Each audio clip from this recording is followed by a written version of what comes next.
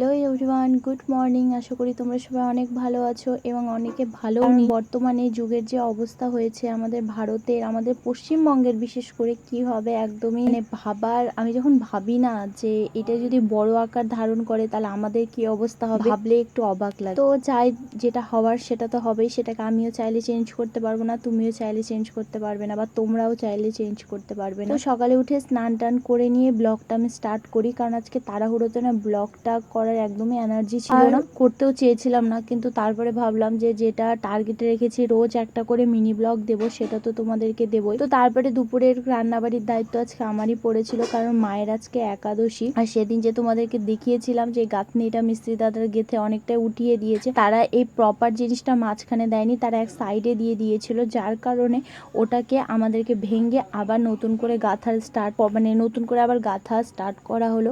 আর বর্তমানে বাড়িতে এই কটা ইট আছে, এখনো দেখতেই পাচ্ছ উপরে এতগুলো লাইন গাঁথার আছে, সাথে সাথে ঘরেরও কিছু উপরের জায়গাগুলো ফাঁকা আছে, মানে একদম ছাদ লেভেলে গাঁথনি করা নাই, সেগুলোও করতে হবে। এখানে আমি দুপুরবেলা বসে বসে মিস্ত্রিদের সাথে কাজ দেখছিলাম, এবং কাজ টাজ দেখার পর তারপরে হচ্ছে এই যে মিস্ত্রি দাদাগুলো না এই গাছের আম পেড়েছিল, আর এটা আমাদের পাশের বাড়ি বড় মাদের মানে গাছ।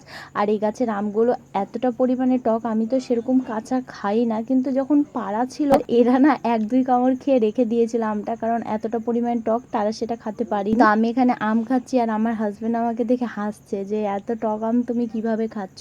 আর তারপরে হাজবেন্ড সন্ধ্যাবেলায় নিয়ে এসেছিল বিস্কুট, তো বিস্কুটটা আমি বয়ামে ভরে রেখে দিই। তো আজকের মতো এইটুকুই, আবার দেখা হবে নেক্সট অন্য কোনো মিনি ব্লগে। আর ততক্ষণ তোমরা ভালো থাকো, সুস্থ থাকো, নিজেদের খেয়াল রেখো। Bye bye.